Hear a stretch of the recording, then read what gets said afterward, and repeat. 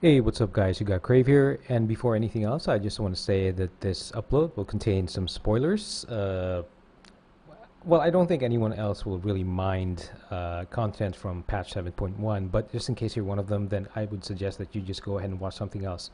And also, as I'm doing this voiceover, it's raining pretty bad outside. Well, not as bad that I'm still able to record, but in case something feels or sounds a bit off, then I just wanted to let you know why that's happening. But anyway, as I mentioned, again, final spoiler warning. If you don't want to see what patch 7.1 looks like, but I'm sure you've heard about it, then please go ahead and watch something else.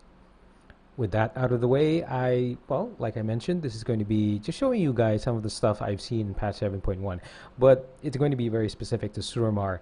And yeah, with the world quests being what they are, you just keep doing the same thing over and over and over and over again.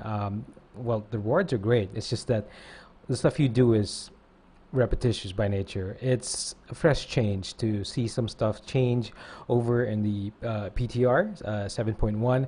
And the first thing that you notice is that the Nightborn that you've been helping out, Thalystra and the guys, they look a whole lot healthier now. Thalystra is looking much better right now, as well as Oculus and Baltois.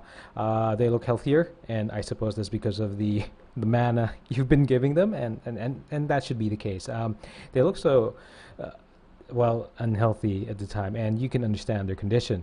And they're also dressed up pretty well right now. Now, the Arkandor tree at the middle of Shal'dorei is also pretty much, I think, in its final upgraded state, unless I'm mistaken. So it looks pretty good.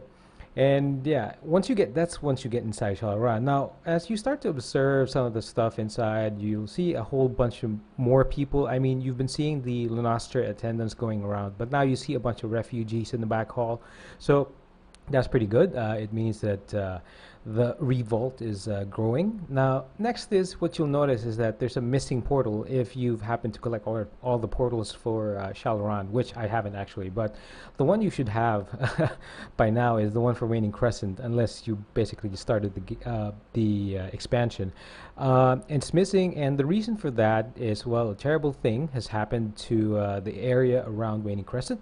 Elisan has caught wind, and she does some terrible things, basically kills off some people. It's pretty typical of some notorious, I guess in history you've read some stuff about it. Some notorious leaders, they don't like the idea of people revolting against them, so he does something that is inhumane well, not in a sense, but really inhumane, but in their sense, in a not so nice way to night elves.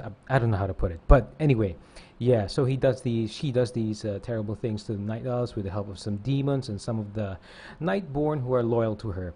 So yeah, and with that, you do have to do some quests to sort of exact revenge on those guys that did what they did, and of course you have to evacuate some people. I'm not sure what happens after that. Any the succeeding quests, I didn't bother. I don't normally do too many things in the PTR. I just want to check some things out and quickly get out. So I don't want to be spoiled myself.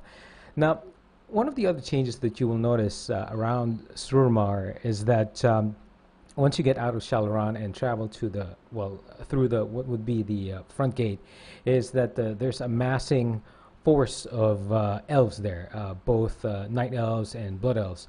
Yeah, it's pretty nice to see that finally we are taking.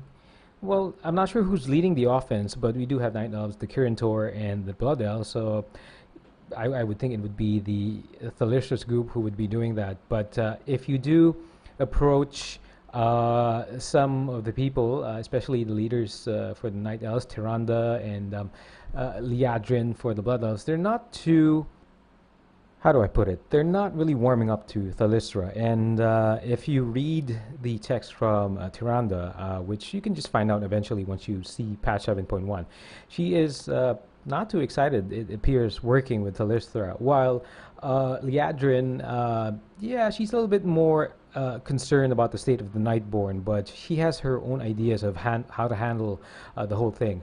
So, and yeah, those things you notice at the entrance, you see a bunch of people, a bunch of elven forces just massing up there. And once you actually get inside, just the top part of Suramar, you're going to see that we're pretty much just slowly making our way into the city itself.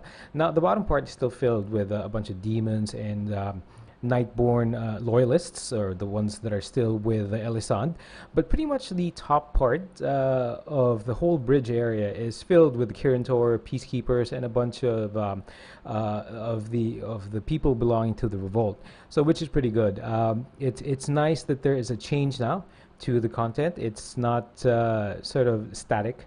I'm not sure whether phasing technology will be implemented for those who have not gained any reputation with Suramar or the Nightborn.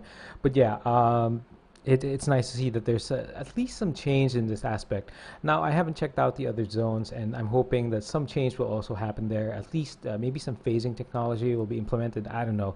But at least this is what I've seen for Suramar. And yeah, it's just it's strange to be able to walk down that long bridgeway leading up to the Nighthold. It's pretty amazing. I don't have to worry about uh, getting hit or attacked by the loyalists. But just be warned in case you do check out the PTR. As you get towards the end tower, there are a bunch of mobs there that you might aggro, and they're pretty tough. They can sort of two-shot you or one-shot you. So just watch out for that. I mean, they're hidden behind the door, but if you aggro them easily, so they just attack you on sight and one or two-shot you. So yeah, just a pretty short video showing you guys some of the changes in Suramar and yeah, talking through what I've seen so far. I'm sure I've missed a whole lot. It's just the thing about it is that I really have to get back into the game, and besides, I don't want to, like I mentioned, I don't want to spoil myself too much. I still want to be kept in the dark with certain areas and find certain things mysterious. So yeah, that's why I didn't check out everything, and I basically just wanted to share that small bit that I've seen so far. If you get all the more curious, then go ahead and download the PTR, and maybe you can find something out that I haven't. And yeah, so that's pretty much it. So let me know in the comment section below what you think of the changes, and yeah, that's pretty much it. So again, it's been Crave. Thanks for watching.